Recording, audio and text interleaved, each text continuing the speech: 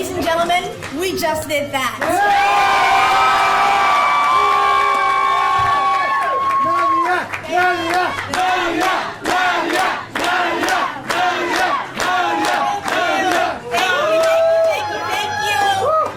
Thank you.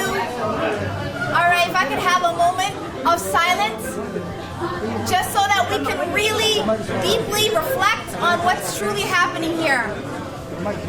Y'all, I have worked at a school, so I can definitely do this all day. All right, clap me. There you go. Thank you. Clap once if you can hear me. All right, clap twice if you can hear me. All right. Thank you so much. I am deeply honored and humbled by your support and the faith that you have placed in me. This election is, of course, a momentous one, as we already know, and I am truly grateful for the opportunity to lead our great city. Thank you. I first want to start off by thanking Mr. Dale Anderson for stepping up, for running, and for contributing to our great democracy. So thank you, Mr. Dale. I want to take a moment and express my greatest gratitude to my campaign manager, to my team, Cole. I couldn't have asked for a better campaign manager. To Anissa and Behja and Kosar, who are just running around, handling everything. Thank you so much. Thank you for door knocking. Thank you for doing it after work and after school and all your other obligations. Thank you. Thank you to Isabel. I think I saw her somewhere over here, but man, she door knocked over 1,000 doors. To Griffin and to Jaden, who I saw as well, who are high school students who came and door knocked. That's amazing. It's truly amazing to see young folks being active in politics and taking their civic duty serious. It's amazing. It's amazing to have that on my team. And I also want to thank Ian, who's also all the way over there, the British dude, all the way in the corner over there. He biked even when it was cold outside to go door knock, and that's dedication. So thank you. I also want to thank all my supporters and my donors. And all the people who endorsed this campaign. You know, I cannot stand here, because y'all already been waiting all night, right? But I can't stand here and name every single one of them, because we'll be here until next week, and y'all want to get home. It's school night, right? But I want to highlight a couple of folks. I don't know if I saw them on my way here, but I want to highlight our council member, Lynette Dumalag, who is a ward member too. A good friend to me and a huge supporter. Also want to thank both of our House representative, Larry Kraft. I think I saw him too. Yeah, Larry! Yes, and our other House representative, Cheryl Joachim. There you go. Thank you. I also want to thank Council Member Tim Brosson, whose ward that we're in. I haven't seen him, but I want to thank him as well. Okay, there we go. Thank you. There we go. I also want to recognize and give my big shout out to our Lieutenant Governor Peggy Flanagan, who lives in this neighborhood. Not in this neighborhood, but in the city. I also see our Senator Ron Latz. Thank you so much. And our school board members, all the people who ran I haven't gotten a chance to look at their election, but I wish them best of luck. Oh, it's all good. All right, I'm getting that news as I'm speaking to you. And I want to thank them for running, and I want to thank them for their support. It was amazing to do it in collaboration with them. I want to thank Yolanda Ferris. There she goes, our newly elected council member. So amazing to see that. So I also want to highlight Mayor Jake Spano. I think I saw him somewhere in here. There you go. I want to give y'all, ladies and gentlemen, just look over there. That is our current mayor, Mayor Jake Spano. I want to thank him for his 12 years of dedication to this job, well, to both as mayor and as a council member, for the amazing work that he's done here in the city. I want to thank him for his mentorship and his guidance. And thank you for passing the baton when it was time. Yeah. So thank you. acknowledge the man who started all of this, who put this idea in my head, Tom Miller, who I consider a genuine supporter. I can't thank you enough for that random Facebook message from 2019. And I want to thank you for your continued support since. So thank you. I also want to thank my friends, my aunties. I see them all around. I see my family who were donors and door knockers and hype men and everything in between, because you need that to survive a campaign. So thank you. I see them in the back hiding per usual. I see them all over, so thank you so much. I am appreciating it. I want to thank my family, my younger sister, who, I'm the eldest daughter of an immigrant family, and so that is a job of its own, right?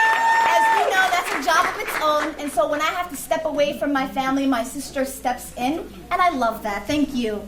I want to thank everyone here in this room. Thank you for showing up. Thank you for voting today, and if you voted early, thank you for voting early.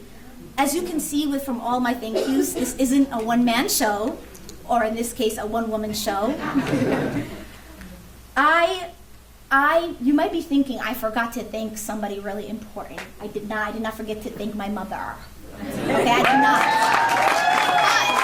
Because, right, while I don't have enough time to highlight every single one of you and the amazing support and the truly how monumental or impactful you have been in my journey, I do want to take the time to tell you about my mom.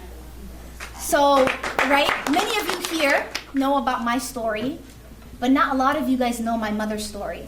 My mom was the eldest daughter of 4 girls and born and raised in Somalia. In her teenage years, she lost her father to an airstrike. They called it a casualty of war. Recognizing now she is in charge of the wellness of her family, and due to the limitation of work opportunities in Somalia, my mother moved abroad to work as a domestic worker. Now, I don't need to tell you about the working conditions of domestic workers abroad. My mother realized that this isn't life. She went back to Somalia and then took refuge in Kenya. For the 3rd time in her life, that was the 2nd time that she moved, right, to Kenya. For the 3rd time in my mother's life, she realized that isn't a life for this, the life that she was living in Kenya isn't a life for the family. Isn't a life for a future that she wanted for her kids and for herself. So she uprooted her life and moved to St. Louis Park. And I'm proud to say she hasn't moved since, except for a brief stint in Hopkins. But we don't right? Now she stands here in this room with you all, celebrating her daughter become the first Black mayor, the first Somali mayor.